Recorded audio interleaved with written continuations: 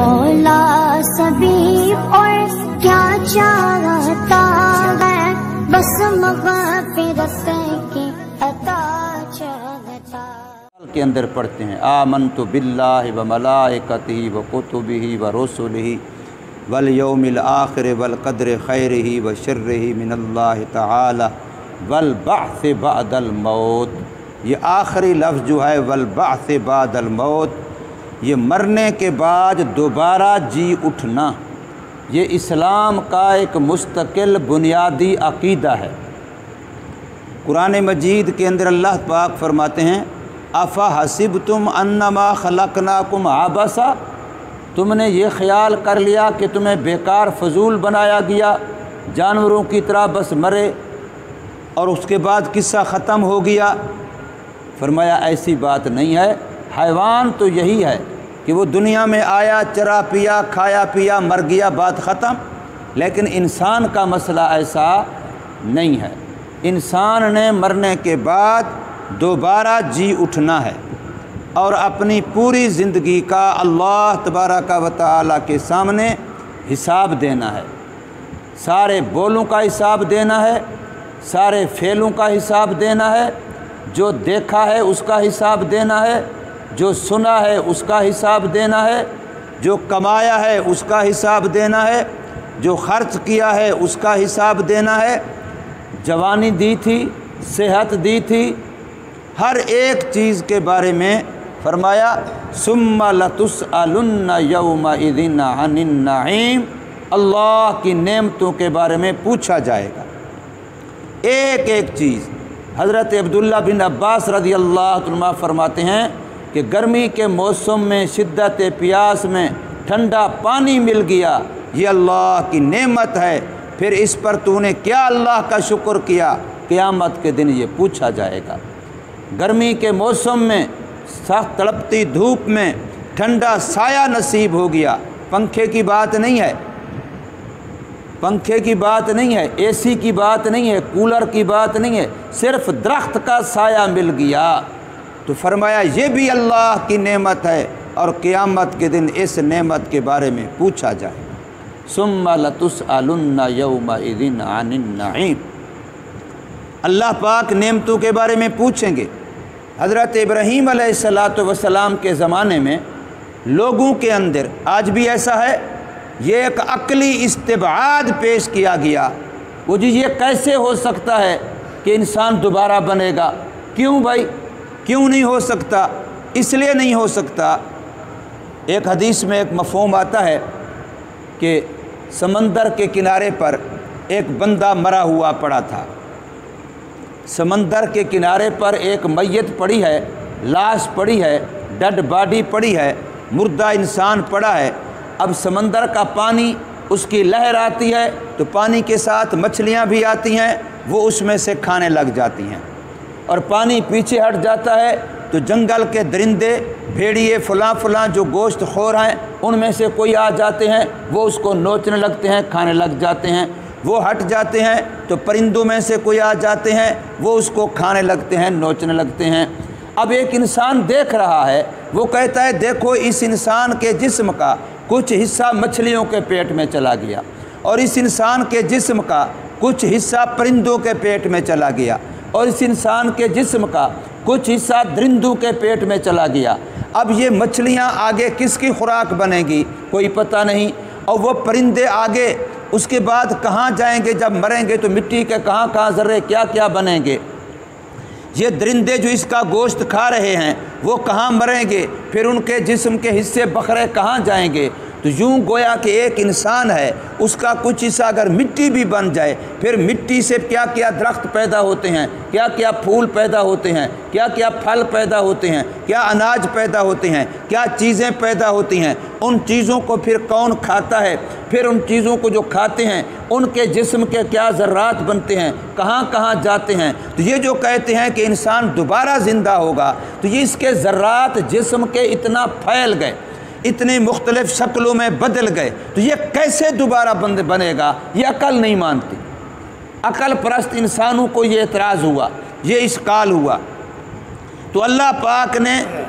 لوگوں کو اس کا عملی مشاہدہ کرانے کے لیے کہ اللہ تبارک و تعالیٰ مردوں کو کیسے دوبارہ زندہ کرے گا، عملی طور پر دکھانے کے لیے حضرت ابراہیم علیہ السلام کے دل میں یہ بات ڈالی کہ انہوں نے اللہ سے سوال کیا،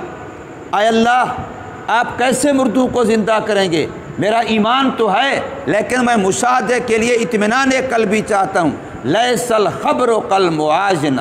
ایک ہے کسی نے کسی کو اطلاع دی کہ ایسے ہوا ہے، اور ایک ہے کہ اس نے آنکھوں سے دیکھا ہے کہ ایسے ہوا ہے۔ اطلاع سے یقین ہو جاتا ہے، اطلاع سچی ہو ایمان ہو جاتا ہے، لیکن اطمینان نہیں ہوتا، اطمینان آنکھ سے دیکھنے سے ہوتا ہے۔ اس لیے یہ حدیث ہے رسول اللہ صلی اللہ علیہ وسلم کی، لیس الخبر کالمعاینہ، آنکھوں دیکھے کی طرح اطلاع اور خبر والی بات نہیں ہو سکتی۔ تو حضرت ابراہیم علیہ السلام نے سوال کیا، اللہ نے فرمایا کہ آپ کا ایمان نہیں ہے کہ میں مردوں کو دوبارہ زندہ کروں گا؟ فرمایا میرا ایمان ہے، میں تو لوگوں کو خود دعوت دیتا پھر رہا ہوں، میں تیرا نبی ہوں، پیغمبر ہوں، میں تو لوگوں کو یہی بات بتلا رہا ہوں کہ مرنے کے بعد دوبارہ اٹھنا ہے، اللہ کے سامنے پیش ہونا ہے، حساب کتاب دینا ہے، اس کی تیاری کر لو دنیا میں تو خود یہ بات لوگوں کو بتلا رہا ہوں، لیکن اطمینان قلبی اور مشاہدہ کرانے کے لیے معاشرے کو، لوگوں کو، سوسائٹی کو، تاکہ ان کی آنکھوں کے سامنے ہو۔ تو پھر اللہ نے عجیب سی ترکیب بتلائی، فرمایا ایسا کرو کہ 4 پرندے لو، ان کو اپنے ساتھ ایسا مانوس کر لو، پالتو بنا لو، عادی بنا لو کہ تمہارے بلانے پہ ہر ایک کا نام رکھ لو،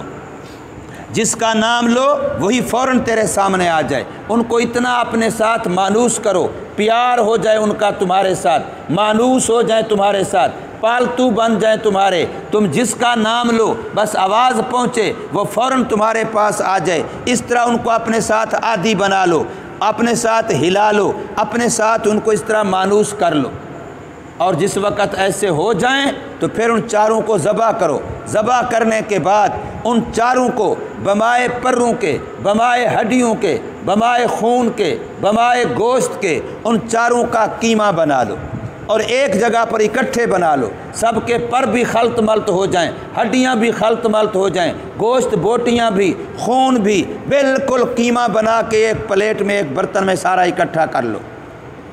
اب یہ قیمہ بن گیا، سارا کچھ پرندے 4 اس کے اندر ہیں۔ فرمایا اب اس قیمے کا ایک حصہ ادھر والے پہاڑ پہ اونچی جگہ پہ رکھ دو، ایک حصہ ادھر، ایک ادھر، ایک ادھر، 4 پہاڑوں پر یوں الگ الگ کر کے اس قیمے میں سے حصہ رکھ لو۔ پھر وہ جو تم نے ان کے نام رکھے ہوئے تھے، جس نام سے ان کو پالا ہوا تھا، عادی بنایا ہوا تھا، پالتو بنایا ہوا تھا، پھر نام لو، ہاں بھی فلانا۔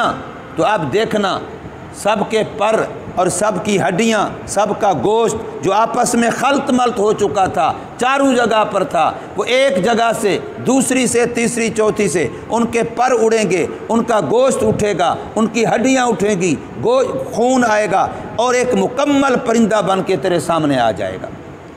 پھر دوسرے کا نام لینا، پھر تیسرے کا نام لینا، پھر چوتھے کا نام لینا۔ اللہ پاک ان کو اپنی قدرت سے وہ جو تو نے قیمہ بنا دیا تھا، خلط ملط کر دیا تھا، ان کو پیس دیا تھا، تو ایسے ہی انسان مٹی ہو جائے گا، مٹی میں خلط ملط ہو جائے گا، لیکن میرے اللہ کا جب آرڈر ہوگا کم بِإِذْنِ اللہ، تو ہر میت، ہر مردہ اسی جسم کے ساتھ جو دنیا میں ہے اٹھ کھڑا ہوگا،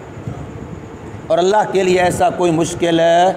نہیں ہے۔ ہم اپنے عقل سے سوچتے ہیں، ہماری عقل ہمیں کہتی ہے بڑا مشکل ہے۔ تو اسی کو اللہ تبارک و تعالی نے فرمایا کہ اے ابراہیم علیہ السلام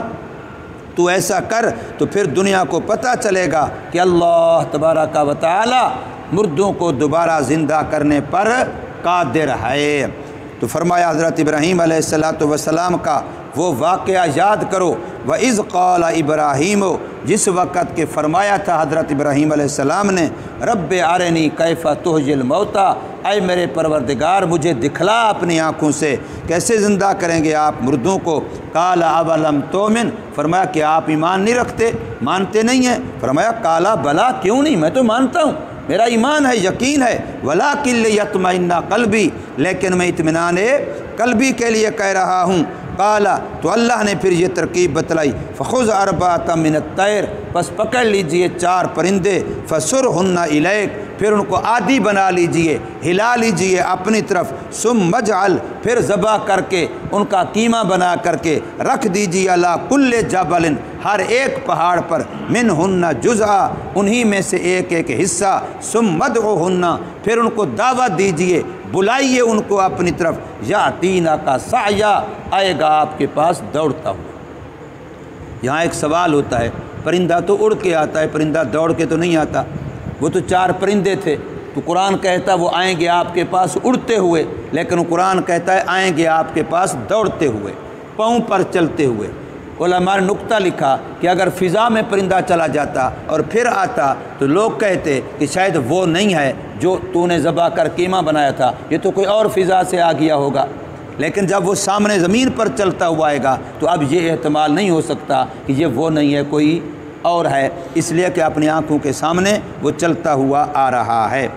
وَعْلَمْ اور یقین سے جان لیجئے بے شک اللہ زبردست ہے، جو کرنا چاہے دنیا کی کوئی طاقت اس کے سامنے رکاوٹ نہیں بن سکتی۔ حکیم اور کرتا ہر وہ فعل ہے جس میں حکمت ہوتی ہے، اللہ کا کوئی فعل بھی حکمت سے خالی نہیں ہے۔ اللہ حکیم الحکماء ہے، سارے داناؤں کو دانائی دینے والی ذات ہے۔ فعل الحکیم لا یخلو عن الحکمہ، حکیم اور دانا کا کوئی کام حکمت اور دانائی سے خالی نہیں ہوتا۔ تو میرے اللہ کے ہر کام میں حکمت ہے، مجھے سمجھ آئے یا نہ آئے لیکن ہے حکمت۔ اللہ نے جتلایا ہے، موسیٰ علیہ السلام اور خضر علیہ السلام نے اکٹھے سفر کیا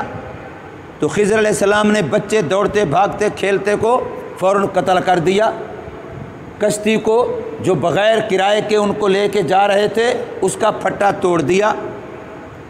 اور جن گاؤں والوں سے روٹی مانگی انہوں نے روٹی دینے سے انکار کر دیا اور بغیر مزدوری کے ان کی دیواریں بنا رہے ہیں۔